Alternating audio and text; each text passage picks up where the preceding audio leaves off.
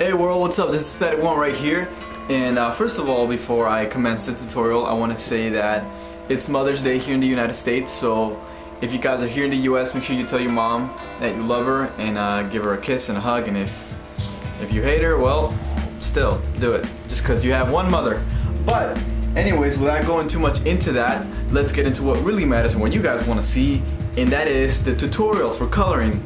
Now, a lot of people ask me a lot of the time is, how do I pick my colors, and what colors match, and how should I blend them, and what is a good combination of colors?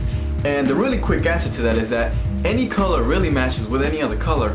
Now, if you don't believe me, go try it. Go pick some of your markers and just throw random colors on the page, and I guarantee you that even though it might not look like it works at first, trust me, it's not in the way that you pick your colors as much as it is in the way that you execute your coloring.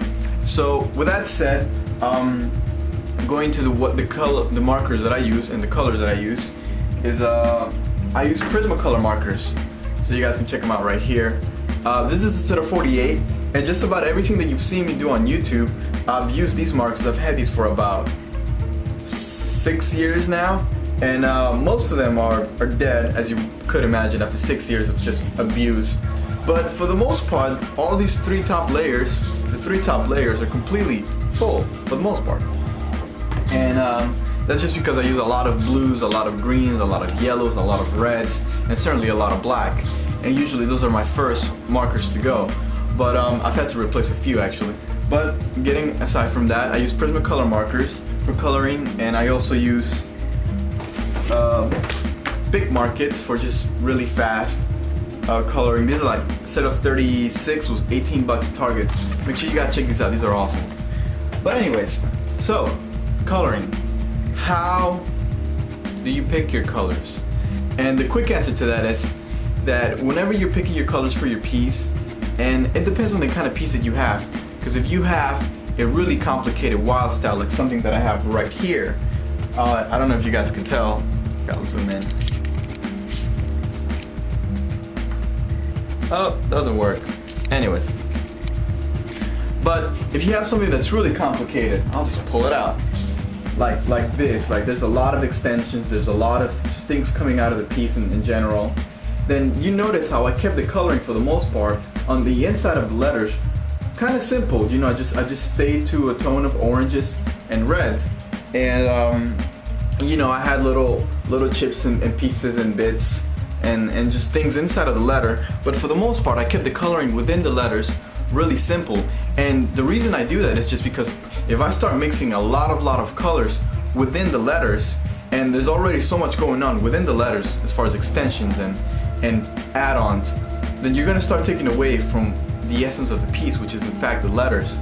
Now, and you don't want to do that. You don't ever want to do that unless you're like Pose or Ewoke or Dame or just some crazy graffiti legend, which I'm sad to say most of us aren't, but we never know, we might get there.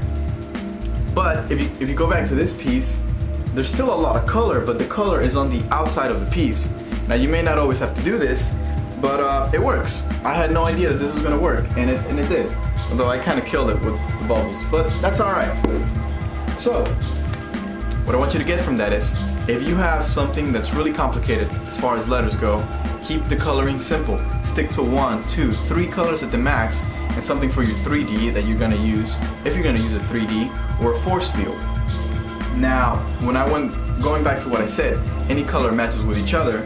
Let's use, for example, let's say you have a piece and you want to color it, and you want to use pinks. I don't know why you would, but I actually like pink. So you have your pinks. I have my pinks right here.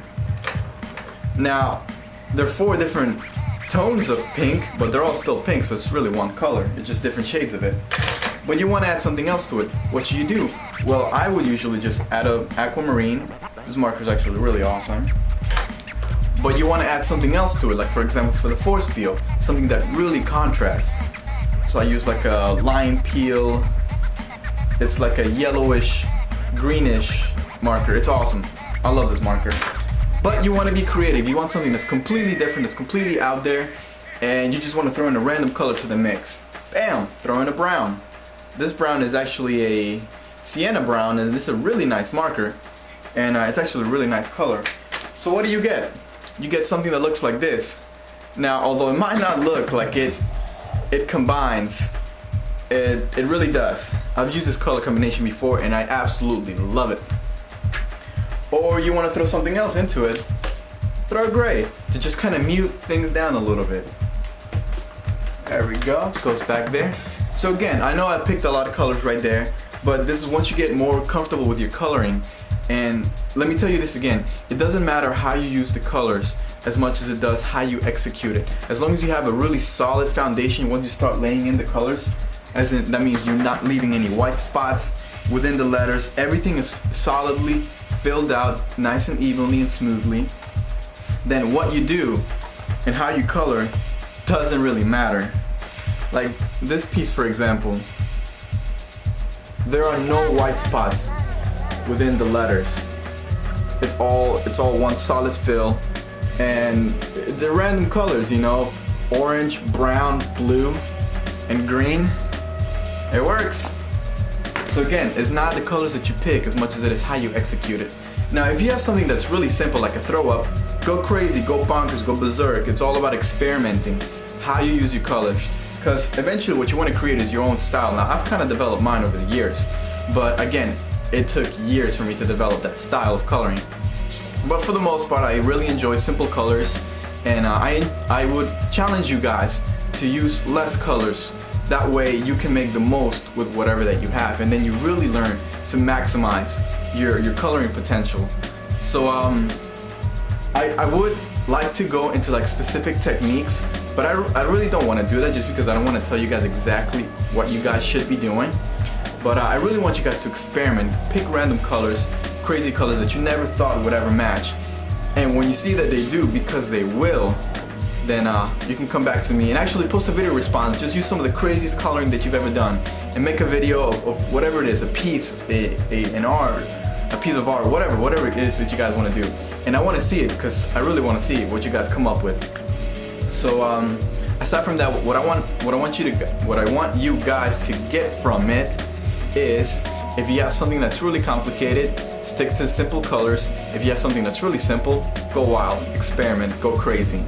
So that's my spiel on colors and the supplies that I use. Again, Prismacolor markers, big markets, and micron outliners. There it is. These are great. These don't bleed through and they don't get smudged with markers like Prismacolors. So that's it, guys. I hope you guys learned something from it. And next Friday we'll be covering a tutorial on letter structure, which is what you guys asked me to do on Facebook. So I'm not gonna say any much more about that. Please make sure you comment, subscribe, and like the video, most of everything. And that's it. So I'll see you guys soon. Congratulations for all the people that entered the battle. Thank you for entering, making it a sick battle. And that's it. I'm SADIK1. But anyways, guys, make sure you check out the website and my YouTube account.